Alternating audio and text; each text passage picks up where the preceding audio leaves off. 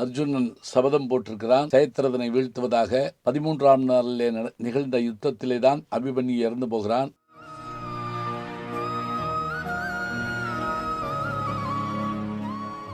பதினான்காம் நாள் போரில் 18 நாள் யுத்தத்தில் 14ஆம் நாள் போர் மிக கொடூரமான போர். அந்த ஒரு நாள் போரிலே தான் தீப்பந்தத்தை ஏந்தி போரிடுகிறார்கள். அது வரைக்கும் இல்லாத ஒரு செயல்பாடு நடக்கிறது. அப்படி என்ன கொடூரம் நிகழ்ந்தது?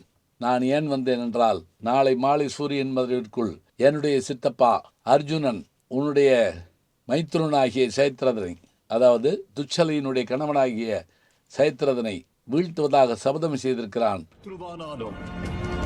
நடக்கும் தர்ம யுத்தத்தில் அதர்மத்தை அழிக்க புறப்பட்டு விட்டான் அர்ஜுனன் அவசர வேகத்தோடு உள்ளே போகிறான். 14ஆம் நாள் தொடங்கிட்டு கிருஷ்ண பரமாத்மா தன்னுடைய சங்கை எடுத்து ஊத யுத்தம் தொடங்க உள்ளே நுழைந்தான். துரோணர் தான் முதலில் தடுத்தார். தடுத்தவுடன் அர்ஜுனன் சொன்னான், என்ன பாதியில் நின்று வச்சு பாக்குறீங்களா?